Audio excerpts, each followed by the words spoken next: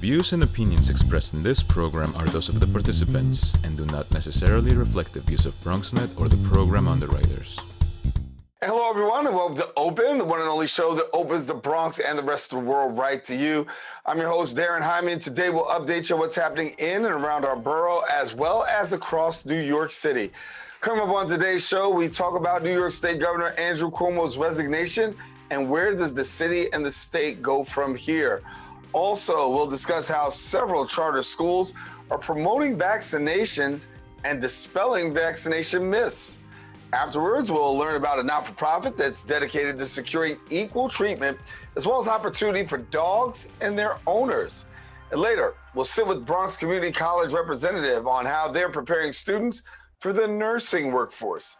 And then we'll talk about a company supporting and publishing the work of writers of color.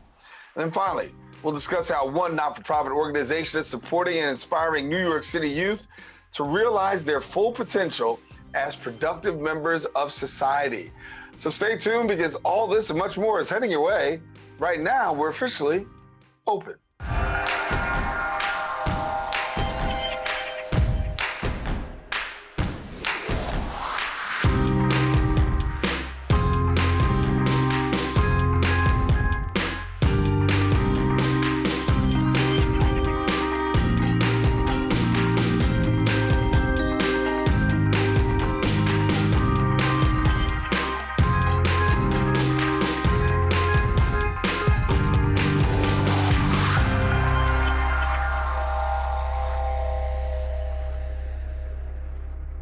Hello, everyone. I'm Daren Jaime, and welcome to Open. Today is Wednesday, August 18th, and you're watching Open, a live and interactive program that brings the Bronx and New York City straight to your TV set. We also want to thank our viewers who are watching with us on MNN, as Open is being broadcast live simultaneously on the Manhattan Neighborhood Network channel. We also invite you to stay connected to us on all of our social media platforms at BronxNet TV and also our website at bronxnet.org. Well, some things have been going on through the course of this past week. We'll take you through a couple of them with our Bronx updates.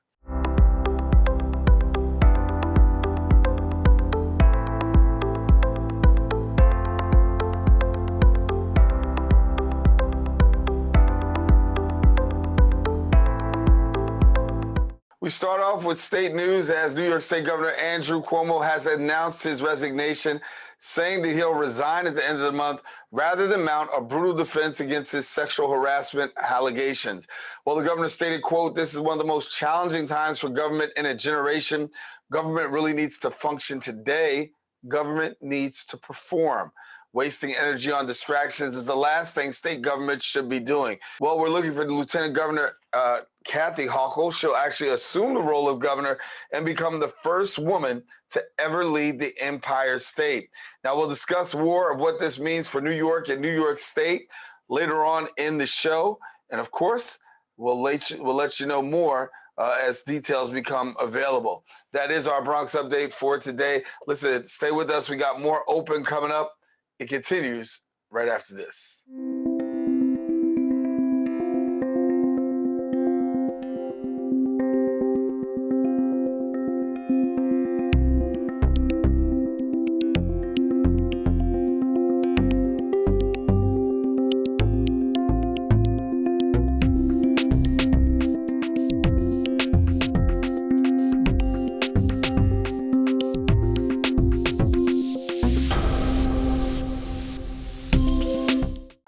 Back to the show. New York State Governor Andrew Cuomo announced his resignation recently. Attorney General Letitia James' investigation against the governor found that he sexually harassed 11 women, including 9 former and current state employees.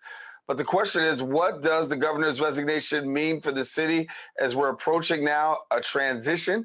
Joining us to share more details is the founding partner at the Boyd Law Group, Patrick J. Boyd. And Patrick, good to have you. Nice to be here again. Thank you.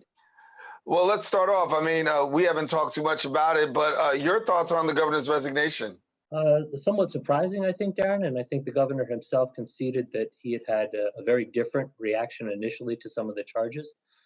He came out very aggressively defending himself and declaring that he would not leave. He's pivoted and now said that his sort of initial fight reaction the allegations and charges was just sort of a natural reaction. But now that he's thought it through, he's changed his position. So I'm certainly surprised. I Yeah. think a lot of people are.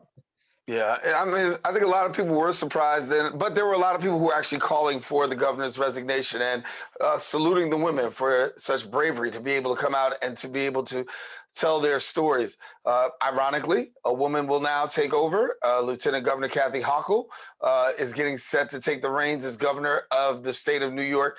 What does this transition mean by way of, we talked a lot about legislation and things that have been in the loophole, in the balance. What does this transition mean for all the stuff that we've been talking about where we're waiting on the governor's signature, this could possibly happen? Does it set it back a lot? It's hard to know at this point, of course. The resignation was so recent. Certainly, this lieutenant governor is experienced. And as you say, it is going to be a powerful development to have a first female governor of the state. It's unfortunate that it had to come on the heels of a male governor resigning because of sexual harassment. That is the inequality that he was opportunity for a female governor leader. But Lieutenant Governor Hochul is very accomplished, and I think all of us as New Yorkers have faith and confidence that she'll do a great job. Yeah. Give me more from where we go from here. I mean, obviously, the governor resigns, and that's coming up in a few days. But aside from that, there's still a potential criminal investigation, we understand? Sure. I mean, I think there's two important things to consider. Number one, his resignation does not necessarily mean that the impeachment process cannot continue. And there has been some, at least initial expression that some of the parties involved may continue to investigate and pursue impeachment. The results would seemingly be to preclude him from ever holding state office again.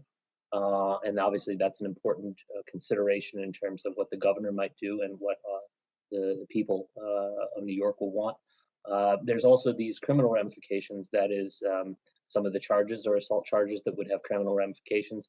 The Attorney General has not said for certain that he will pursue criminal charges, but rather that he's going to consider the other evidence that comes to light. As we all know, the standards for criminal prosecution are far higher than standards for civil liability. Notably, also, the statute of limitations in New York is 2 years. So a lot of these women who were brave enough to come forward have come forward for things that happened quite some time ago. So some of the allegations that have been corroborated wouldn't be prosecutable offenses just because they happened so long ago. So two things to look out for. Politically speaking, what's going to happen to the governor in terms of further process towards impeachment and ramifications for his career. And two, what criminal efforts might be made towards some prosecution of him. I think that the former and the latter are things that are brand new for us to try and consider. They're things we're going to have to watch in this unique time for our state. Yeah. Share with me a little bit about Attorney General Letitia James. I mean, obviously, she's the one who led the investigation and announced the charges that were coming against the governor. The allegations were actually founded. A lot of people saying now that she's been able to really get the governor out of office, that she possibly could see some more political increase in her career. I think that's certainly the case. I mean, the most insightful offering that I can make right now is that the depth and the breadth of the investigation was sincere and remarkable. Some 175 plus witnesses were interviewed. More than 7,000 pages of discovery were considered, and the two attorneys that she appointed to be in charge of the investigation were very highly respected attorneys with good, solid track records. I know from the employment bar, Ann Clark did a lot of the investigating, a very reputable, well-respected woman. So the investigation was well done. It was thorough. It seems that the results, while damning, were unquestionably well thought out and well reasoned. And when somebody's capable of doing that and managing so well a team that investigates so thoroughly and quite frankly so quickly with a public report, I think that's something that's remarkable that Ms. James has accomplished. Yeah. So when we look at the allegations and the investigation, anything particular really stuck out for you? We did see victims come out and actually speak publicly. What was it that really stuck out for you? I think two things, and we talked about one of the two things before. That is, a lot of these women, because their claims were so old, didn't have anything politically, anything financially to gain from coming forward and bringing the claims, which adds to their credibility, right? These were not women who were going to get monetary rewards for what they've done. I think the second thing, which is relatively damning for Governor Cuomo, is that what they said was that the specifics of the allegations against him were compelling, and that in response he offered very blanketed, just general "I didn't do it" or denials. So the specifics of the allegations stood in stark contrast to the general "I didn't do it" or "I forget" kind of responses that he was offering, which I think goes to it's a good highlight to consider in terms of the quality of the investigation, the nuances they were looking into, and the conclusions that came from it. Yeah. In the governor's speech announcing his resignation, we did hear contrition, but at the same time, some said not a full acceptance of his responsibilities. I think that's a fair assessment of what most people took away from it. He's been a hard-charging political force for a long time, and I think that in any situation where that happens, there's a accept or concede defeat or loss in these kind of things, and I think we saw that with the governor's reaction. And yeah, what about the fact of people say he wasn't that contrite, and I was talking with a buddy of mine who said, well, if you're a legal person, you don't want him to say too much because you don't want to incriminate yourself any further. True? Untrue? Very, very fair point, right? There's both the political forum he has to battle with still, with the impeachment process and the impact this will have on his legacy and his opportunity to carry office ever again. And then there are these criminal charges which are lingering and still could be investigated and still tried. So any major concession as to any factual circumstance could be something that could be held against him later. And I think that's a fair observation that perhaps his lawyers would have coached him to be cautious about that while still trying to be politically genuine, if you will. Mm-hmm. Any big surprises in all of this for you? But besides the actual resignation, which in and of itself surprised me, I don't know that there are any other. Yeah, I don't know that there are any other huge surprises beyond his resignation, and the fact that initially he was so confrontational about the allegations. So the quick turn of events is surprising, and I would wonder, as I suspect some conspiracy theorists might wonder, whether there was some kind of negotiation about his resignation that we don't have full insight into at this point in time. Yeah, a lot of conspiracies going around, including former President Donald Trump's name inserted amongst the conspiracies. But we can't go by conspiracies. Only we can do is go by the facts. And the fact is, New York State Governor Andrew Cuomo has announced his resignation. Lieutenant Governor Kathy Hochul will be taking the reins in a short time. We'll have more about that coming up on next week's Open. But I want to thank you, Patrick, for joining us here and being with us and giving us some insight into this. It's my pleasure, and have a great day. All right. Now, if you want to get connected with Patrick, all you got to do is hit him on the website, theboydlawgroup.com, and you can find out more information about him and the work that he does there. Listen, I want you to stay with us. We got more Open coming up. Open continues right after this.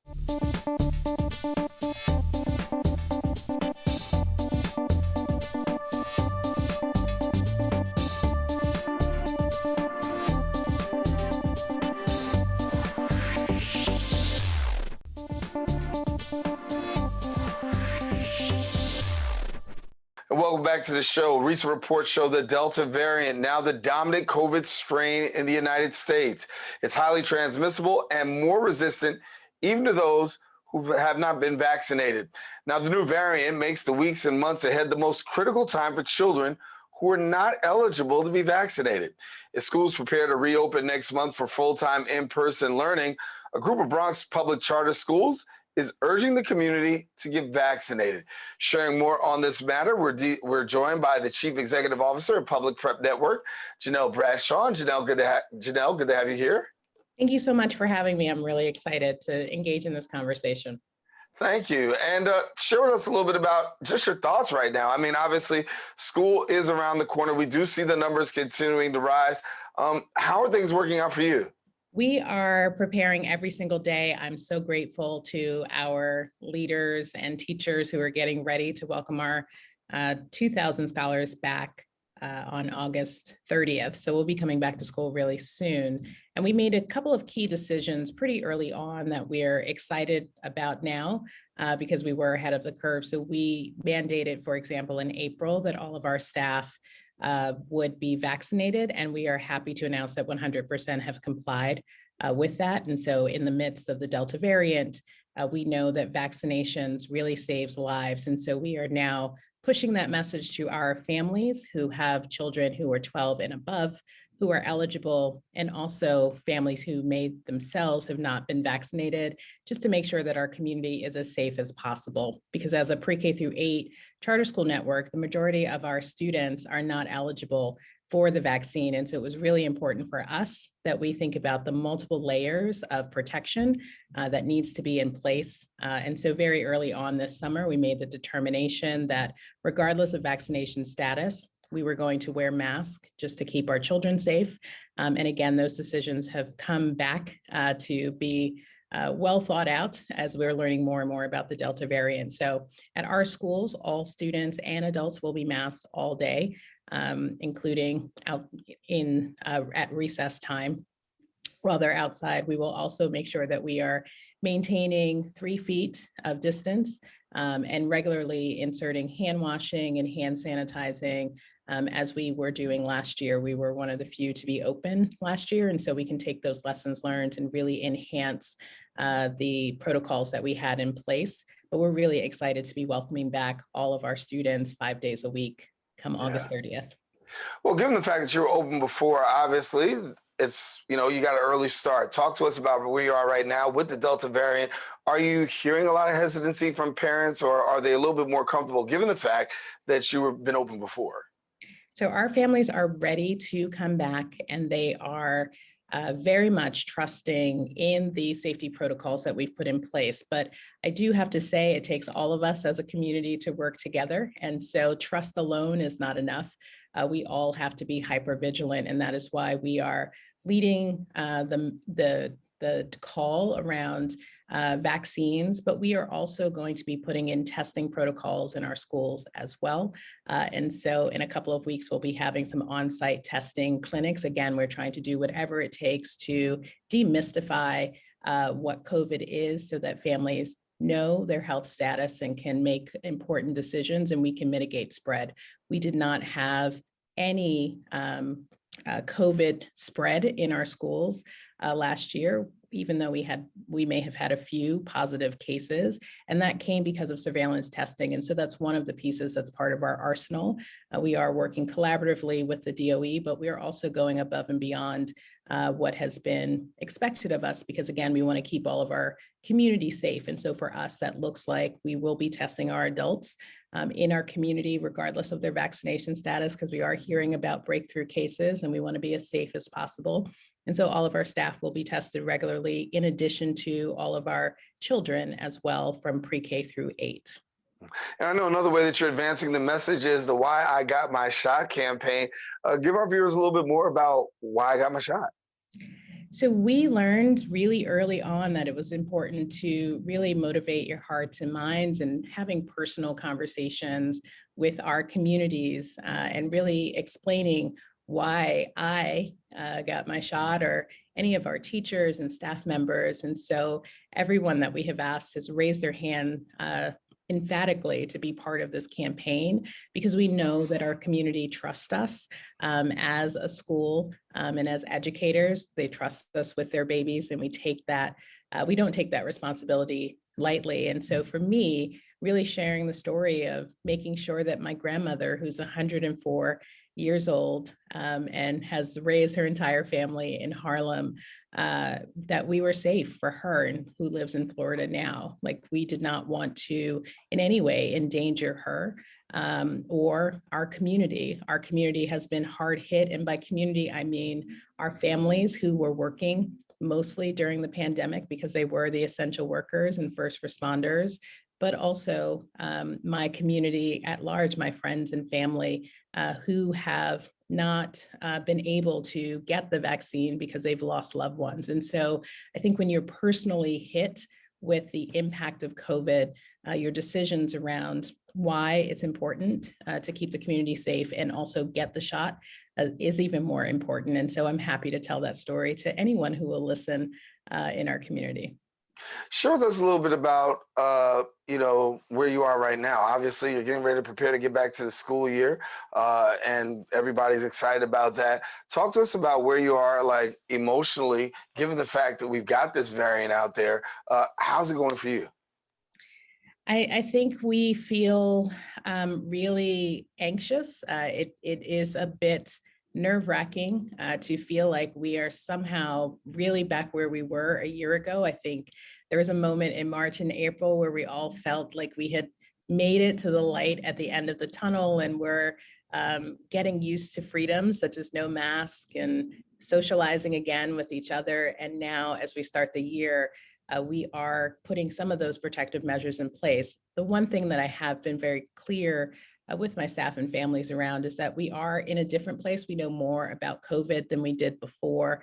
There was definitely a lot of fear and anxiety when we opened our schools a year ago. And now we're really excited to welcome our scholars back. They've missed so much. And what we know is we cannot have another year. Our staff worked incredibly hard to deliver remote instruction and do things that were just pretty impossible for others to do. At the same time, having students in person every single day makes the difference. And so we're fighting hard to make sure that that happens. And so while we all have a little anxiety and fear as we look at the numbers, we also look at the numbers and see percentage-wise, there aren't that many cases. We're still talking about a small percentage of breakthrough cases, but it doesn't mean for us that we're going to stop what we're doing. We're just going to make sure we're even more vigilant to ensure that those layers of protection are available and that we're as prepared as possible to deal with something should it happen. That's the best way to be successful. Excited about the next couple of weeks? Kids coming back into the building? Can't wait to see their faces. They really are the reason why we do this work. And I will say they are so excited to be back in their communities and back in their schools and back with their teachers. Wearing a mask is a small price to pay for that. And once they're eligible to be vaccinated, we'll be out there, out front, making sure that they also have access as well. Janelle, thank you so much for being with us, and glad to have you here on Open. Thank you. All righty. Well, listen, now, if you want more information, we encourage you, visit the website at publicprep.org and then follow them on Facebook and Twitter at Public Prep. We encourage you, please don't go anywhere. We've got more show. Open continues coming up right after this.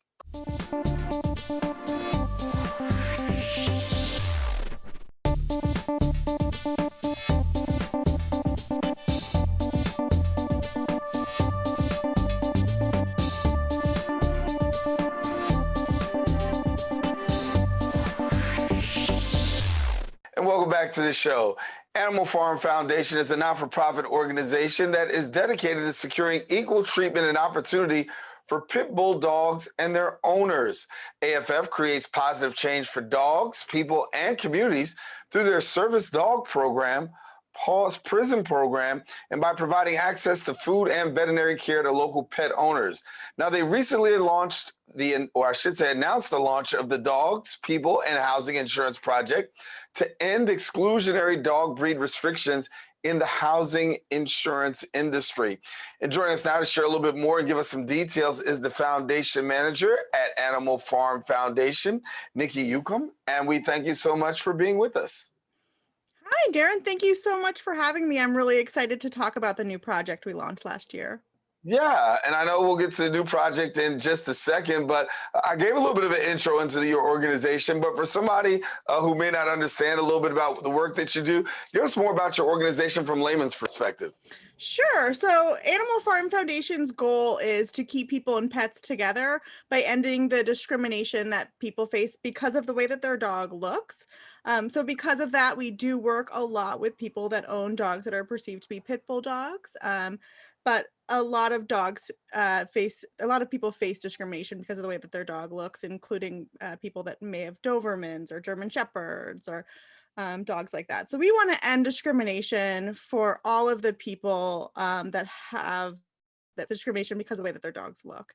A whole bunch of programs at Animal Farm Foundation. As you mentioned, we do have a service dog program. We take dogs from shelters across the country that were labeled pit bull in their shelter, and we train them to be service dogs, and we offer them free to the clients and offer training for the remainder of their service dog.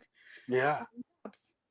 So talk to me about pit bulls for a minute, because when we think about pit bulls, obviously across New York City, I'll be the first one to admit, I see a pit bull. I may not necessarily be so welcoming to it simply because of size and the ability of what it has to do. But after all, they are animals, and you take pit bulls as well as pit bull owners, and you make them commonplace in society. One of our biggest philosophies here is that we are individuals and that all dogs are individuals. And you can't just look at a dog and say, I know it's going to behave a certain way because of the way it looks or because of its label. There's been a lot of advances in the canine genome research and how we identify dogs, and if we can even identify dogs based on the way that they look. But pit bull dogs are just, and I say that in quotes because it means very many different things to a lot of different, to everybody. It's a different perception for anyone.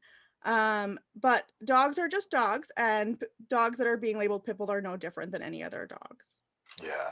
You have a Paws prison program, and I want you to share with our viewers a little bit about the work that you're doing with dogs in the prison system. Sure. I have the Paws of Purpose program at Rikers Island in New York City. And the dogs go down there for their initial basic training. So we find out so much about the dogs through that basic training, and whether or not the dogs are going to be really good service dogs because they have a very, a very crazy environment down there. It's a very different environment than they would be if they were at our shelter. So we get to see how they react, what their personalities are, and if they are either going to go on into the service dog program or just go on to be adopted out as a pet dog. And also, I want to have an opportunity to share in this conversation talking about the breed restrictions that are being used to deny housing insurance. And for our viewers who may not be so familiar, talk to us about the breed restrictions and how they actually play a part with housing insurance.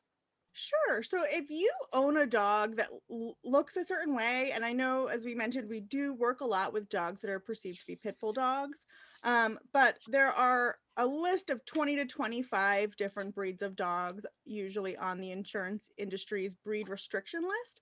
And if you own one of these dogs, your insurance company may deny you coverage, or your landlord may deny you housing because their insurance company doesn't cover these dogs. And it's really hard to know if you're going to be targeted or not, because it's a very subjective idea of what, if your dog is a mixed breed of some sort, whether or not it's going to fall under one of those breeds that's on the restriction list. For people who really, want to support this movement, how do they do that?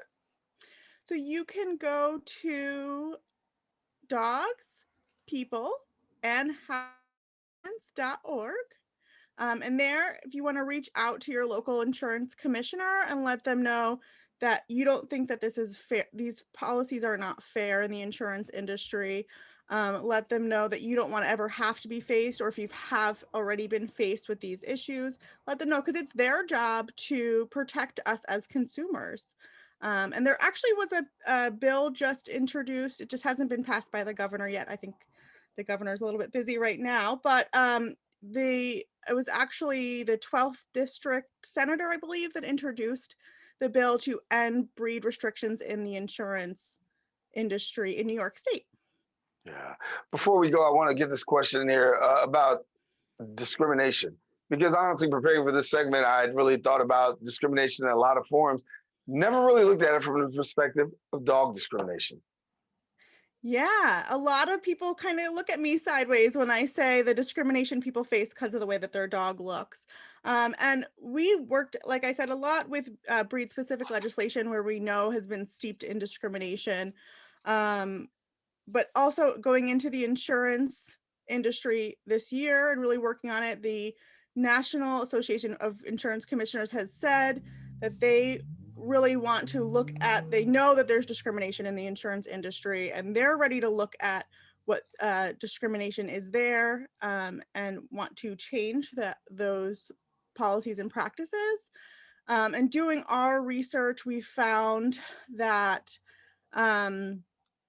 there was a really great study done by Ann Linner. She was a research fellow at Harvard, who found that pit bull dogs are perceived to be owned by young Black males. It also talks a lot about how pit bull dogs have gotten a really bad stereotype, being perceived in like urban hip hop scene.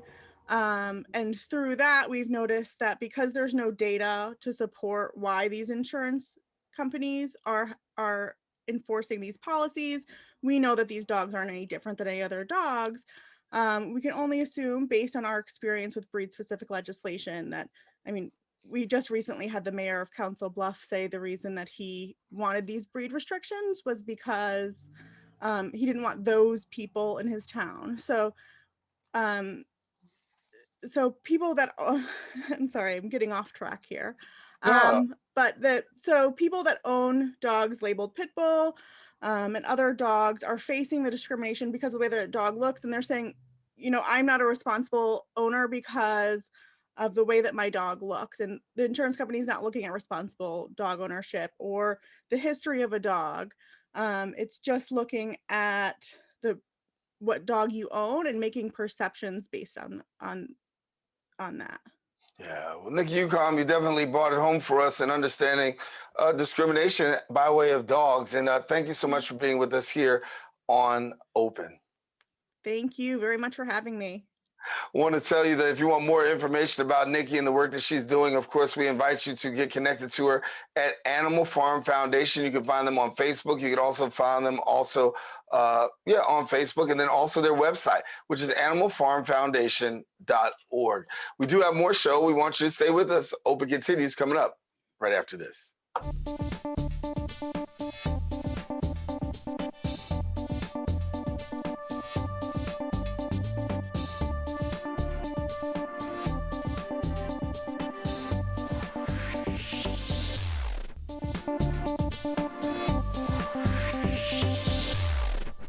And welcome back to the show. Bronx Community College's Nursing and Allied Health Sciences mission is to prepare students to contribute to a global society and a diverse workforce as productive and well-educated healthcare professionals.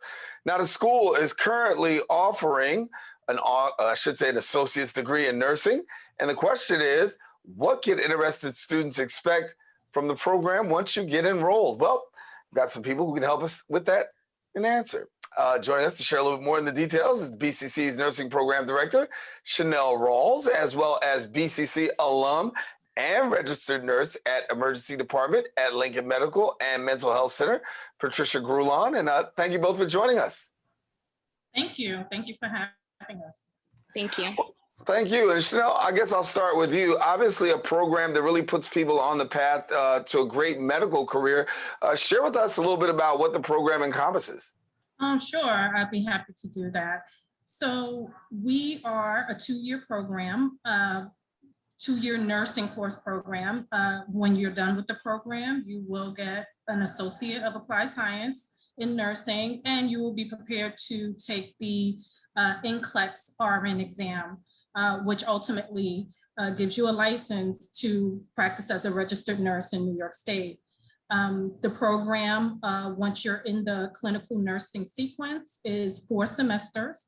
Of course, there are some prerequisites prior to getting in, but those 4 clinical semesters give our students the opportunity to work in various specialties. So during the clinical semester, students will go into med-surg, maternal newborn health, obstetrics, mental health, pediatrics, and this gives them a foundation in nursing different specialties, and also helps to prepare them for clinical judgment and critical thinking skills to help pass the NCLEX exam.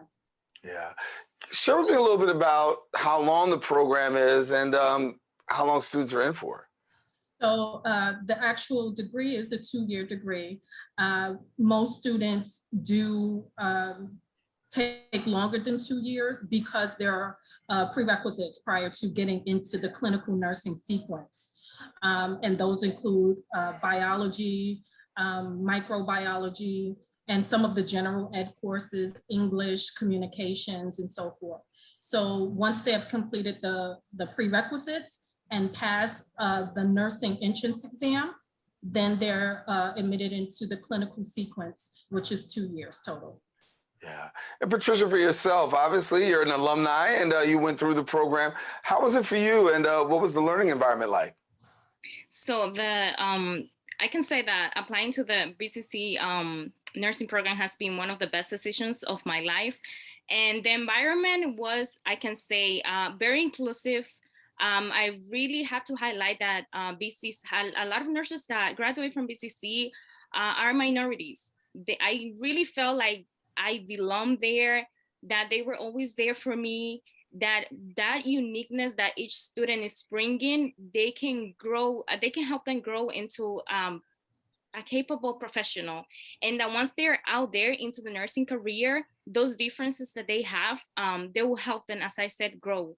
I would say that, as I said before, the environment was always inclusive. I always felt like I could reach out to my professors, I could reach out to my classmates, and that will help each other, to get into this beautiful profession.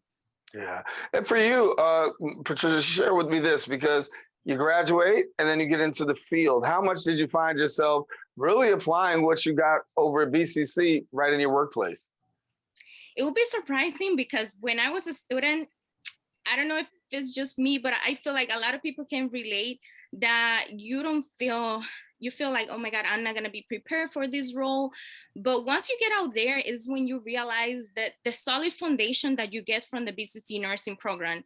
And once you apply those principles, those skills that were given to you and that were provided to you, you realize that you're able to get into any nursing role that you would like to be, because they not only provide you with clinical skills that will help you take care of patients during the most vulnerable moments of their lives, but also with they help you with the ability to make good judgment, make good decisions when you face ethical dilemmas, which is something that we see every day in healthcare and also in our daily lives.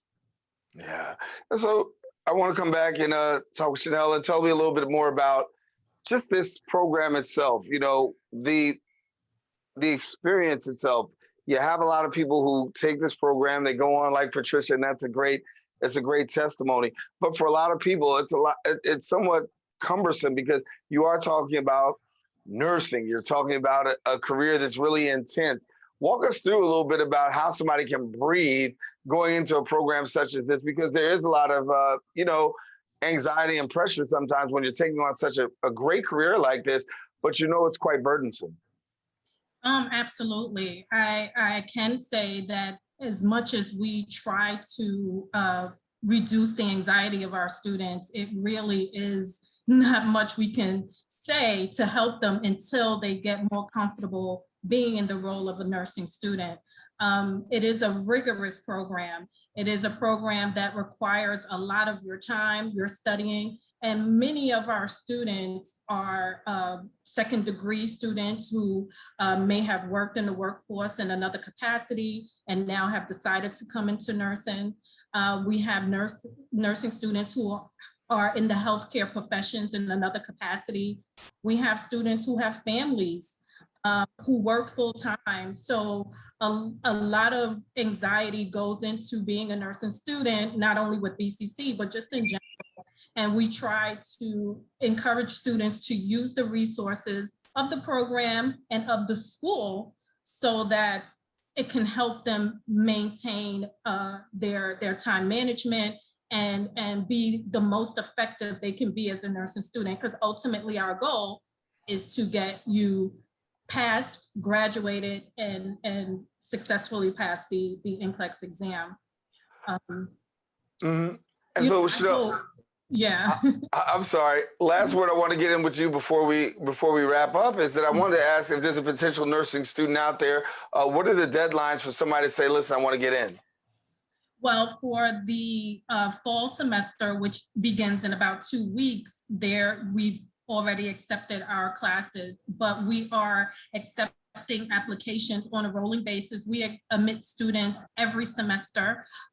We send a broadcast not only to the school community, but to the community in the Bronx to let them know when we are accepting. So we don't have our deadline date for the next semester yet, but anyone who's interested in the program can go to the BCC website and keep up with the announcements that we make and to keep abreast of when we will be accepting students for the next semester, the spring 2022 semester. Awesome, awesome, awesome. Well, thank you guys so much for joining us, and congratulations, Patricia, on being an alumnus and doing the great work. And Shanell, thank you so much for being with us and letting us know what's going on at BCC. Thank you. Thank you. All righty, now, if you want more information, we do encourage you to visit BCC at their website, and you can find out all about their nursing program. I'm Daren Jaime. We got more shows. Stay with us coming up right after this.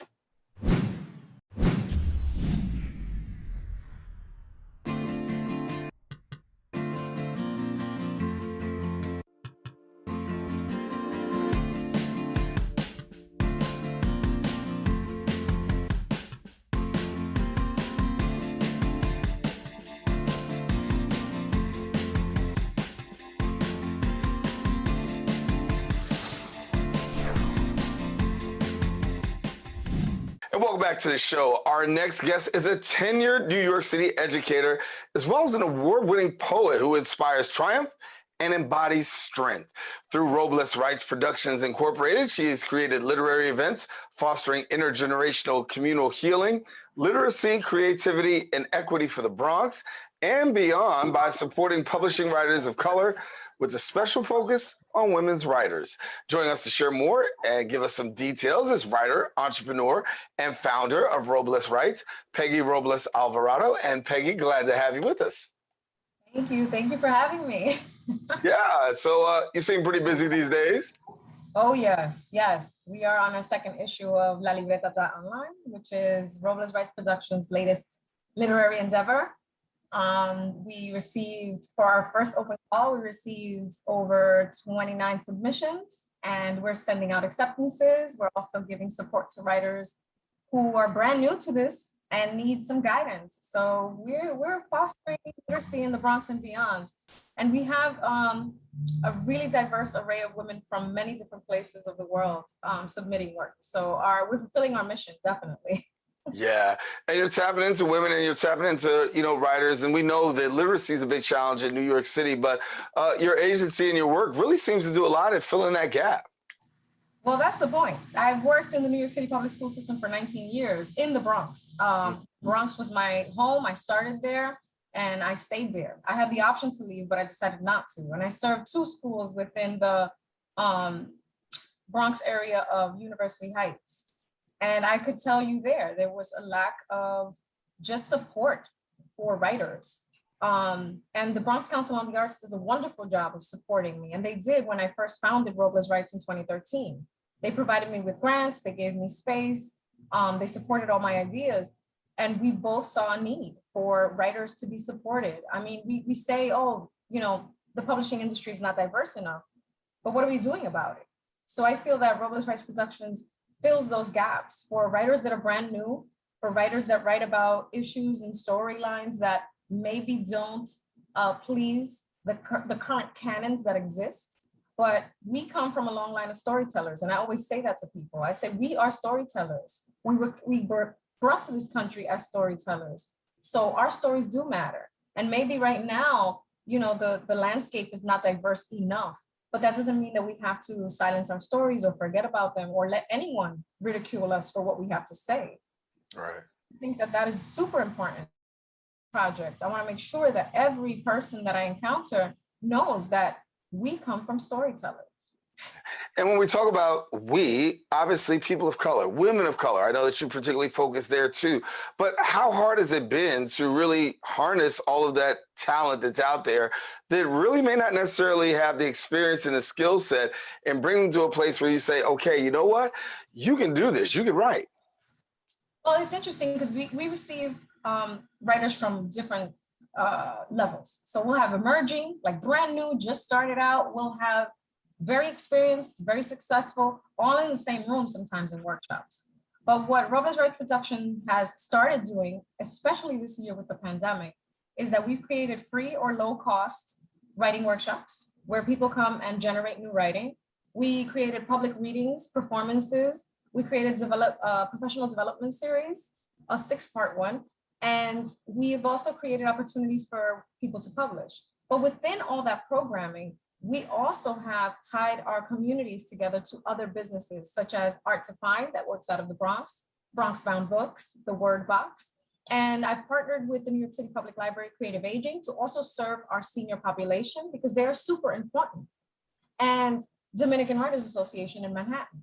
So building all these extensions out has helped us to gather different writers at different levels and say, okay, let's write together, that's one. But now what do we do next? Like, how do I get my work published? How do I write a submission? How do I write a bio? And be even considered. So those are the kinds of professional development that we offer. And it's very important for me, like I said, to reach all different kinds of populations, from very young to very senior, because the seniors are imperative to our work. Many times people forget how important having eldership is. And I'm kind of in the middle, you know, I'm a grandmother, but I'm also, in my mind, I'm still 20. I also have many extensions of myself as a person who self-published first, and then this year was able to win the Jerome Hill Foundation Fellowship in Literature. Had you told me that 10 years ago when people were rejecting my work saying, you know, don't write like that, don't write in Spanglish, don't write about grandmother stories, nobody's gonna publish you. And now I'm a fellow in literature. It's important for people to see that and know that, but it's also very important for me to help our community learn how to do these things. 10 years ago, I was told, don't do that. Look at us now. So I'm just gonna continue my work. And this year we have incorporated, we're waiting for those papers to come in as a profit so that we can continue this work in the community. And like I said, put our stories out there. Who knows, maybe in 10 years we'll have a brand new canon. The Latinx literary canon didn't exist before, and now it's here, right? Even the Black canon, or the canon that focuses on Black writers, contemporary Black writers, didn't exist at one point. So as we evolve and grow, we want to create canons, and we want to tell people, yes, give us your immigrant stories, give us your stories about resilience, give us your stories about survival, but also give us your stories about just being and being accepted in this literary world. Before we go, I do want you to have an opportunity to share a little bit about the Abuela Stories Project. I know that's close to you. Absolutely. Well, I became an abuela when I was in my 30s, my mid-30s. And the Abuela Stories Project started out as an anthology published in 2016. You can get it if you go to my website, RoblesWrites.com. And it has 50 photographs of abuelas who are not your typical grandmothers. They're not sewing, they're not knitting, they're not sitting down. These are highest ranking level jiu-jitsu fighters. These are artists. These are heavily tattooed artist women. So they do not fit the archetype of a grandmother, and neither do I. And alongside that, we have 15 writers published in that anthology that were inspired by the photographs. And I was very, very grateful to have worked with a Bronx beautiful photographer, Daisy Arroyo, to create the anthology. But now we have a digital archive where we're collecting stories, grandmother stories from everybody and anybody. And if you go to abuelastories.com, you can submit your story and tell us about your grandmother. So anyone can become a writer and a storyteller, and your story will stay archived on our website. As a matter of fact, we're having a meeting today to plan the season so that we can make it a more consistent thing. Now that RoblesWrites has gotten a small grant, I've been able to hire people to help me with these projects so that they can stay archived online for forever. Yeah. Well, Peggy, thank you so much for standing in the gap and really filling in, because we know that literacy is a big challenge, and also creating opportunity is not all what RoblesWrites has been doing. So thank you so much for being with us. Thank you. Thank you. Well, I want to let you know now, if you want more information, we encourage you, please visit the website, RoblesWrites.com, and then also follow her on Twitter and Facebook at RoblesWrites. We don't want you to go anywhere. Stay with us. Open is going to continue with more show right after this.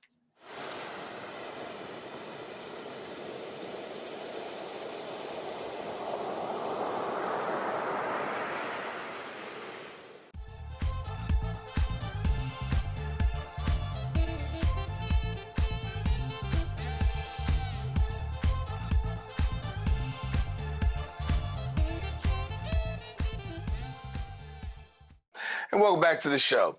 The Police Athletic League, better known as the PAL, provides recreational, educational, cultural, and social activities to over 20,000 youth annually.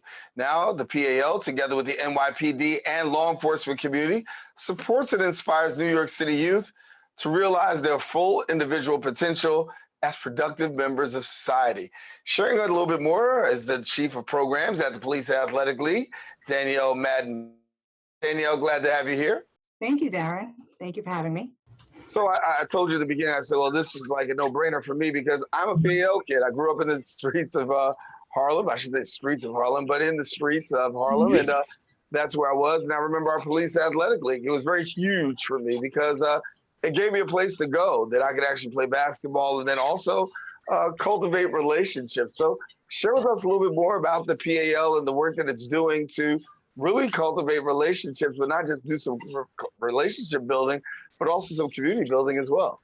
Well, as you know, the Police Athletic League has been around since 1914.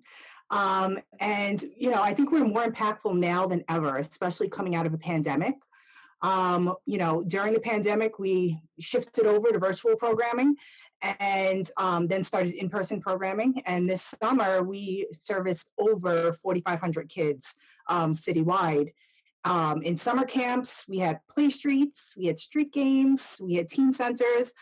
Specifically in the Bronx, we had like over 800 participants citywide. So we've done a lot this summer. Yeah, and one of the things that's been done actually through all of this is really building that bridge. And we know that there's that growing tension between community and law enforcement, and sometimes it doesn't seem to get any better, but I do know that through the work of things such as the PAL, there's a gap that's actually being bridged.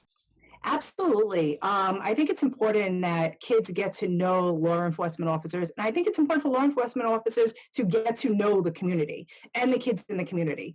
Actually, I think it was about a month ago, Police Commissioner Shea came to our Webster PAL and was playing kids one-on-one in basketball. We have our Saturday Night Lights program over on Webster Avenue. We have it at other locations, including the South Bronx Center and in Manhattan, the Harlem Center, the same center you mentioned, that you went to. And, you know, officers are there every Saturday and they don't just, you know, hang around. They get to know the kids, they get to play. Also our Play Street and Street Game program, the kids come out, the officers come out, the community comes out. We have double dutch, we have basketball. We actually have dodgeball too. The kids get to play dodgeball against the officers, which is a lot of fun for both the kids and the officers. So, you know, the officers have been very involved. And this school year, starting in September, we're really pushing to make one of our core components at PAL is our junior police program. Really so the kids understand, you know, what it takes to be an officer, but allow to open the conversation between the officers and the kids about their role and what it's like to be an officer, and you know, for the kids to understand what it's like, you know, for day to day, and vice versa. How would you gauge the impact between, you know, having law enforcement community, and particularly the young people, have that opportunity to interface with one another, and it's not on a negative level? I think it's great. What I've noticed is through the years, before my role as chief of programs, I was also director of sports at one point. And what I've noticed is, especially with the teen population, like little kids, they sit there and they're like, wow, there's a police officer, and they get to know the officer. Teenagers is a little bit different because some teenagers may not have a great experience with the police. And what I've noticed is throughout the years, we've had some certain situations where an officer would go and he would get a phone call and he would have to go over to a house or go over to a building. And there were a couple of times they saw the kids that they played basketball with. So it was like, hey, I know you and I know you. So it allowed them to say like, hey, that officer's pretty cool, you know, telling their friends that as well. So it allows them to be looked at as humans also, not just, you know, based on their uniform. Right. So. We know a lot of work goes on during the summer, but you also talked a little bit about school. And yes, it's hard to believe, but school is right around the corner. And after school programs are really huge at the PAL. Give us a little bit about the work that's being done after school to really make sure the kids don't miss the mark. Yeah, so we have a lot of STEM and literacy programs within. We know obviously with the pandemic happening, there has been a learning loss in general. Every summer there's a learning loss, but this year in particular, being that most of the classes were remote. So we do have emphasis on STEM literacy. One of the things that we're actually implementing this year is entrepreneurship skills, teaching kids financial literacy. So those are the major things, but we really do put an emphasis on that. And this year, even more than ever, social emotional learning, just because, this pandemic has hit not only the city, but nationally and globally. So it's affected all of us. I know that for me growing up, it was a key place to be at the PAL, to do what I did. It was a good part of my teen development. Are you still finding that teens are really benefiting from having an opportunity to participate in PAL programs? Yes, absolutely. This summer, we actually made sure that we kept all of our teen centers open in the summer. Traditionally, we weren't open all the time in the summer with our teen centers. We've actually moved our schedule around to make sure that we were open in evenings and on weekends, because weekends is important, especially for our teenagers. And I would say with our teenagers, we have acting programs. Our acting program is actually overseen by Tony Danza, who, obviously everybody knows Tony Danza from Who's the Boss, and Taxi.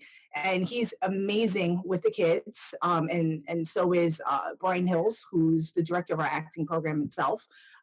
We have resume writing. We have sports and recreation, and we actually have internships. We just actually finished an internship with Madison Square Garden. So we have that. We had SYEP this summer. We had 1,000 kids in SYEP. So, our teams right now, we're putting a major focus on our teen population because I think it's beneficial for them to be a part of the PAL and just be involved and have opportunities. Yeah, almost got to get out of here because we're out of time, but I want to make sure that I get an opportunity to talk about this. I remember back in the day, it still goes on, the PAL Play Streets. If somebody doesn't know about a Play Street, tell them what it is.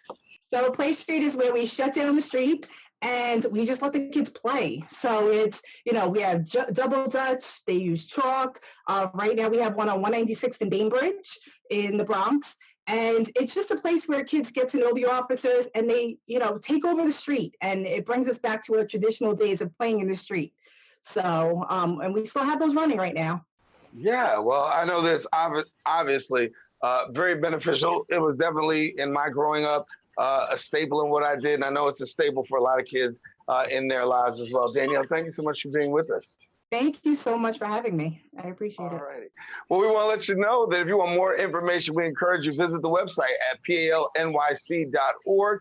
And then also, we want you to do us a favor as well. Visit them on social media at PAL New York. All right. Well, we want to let you know that we've come to the end of our show today. We thank all of our guests for joining us, but most of all, we thank you, the viewer, for tuning in. If you missed any part of today's show, you can always catch the Recablecast on BronxNet's Channel 67, Verizon Files Channel 2133, or anytime on the web at bronxnet.org. If you want a brand new episode, we encourage you to come back on Friday morning.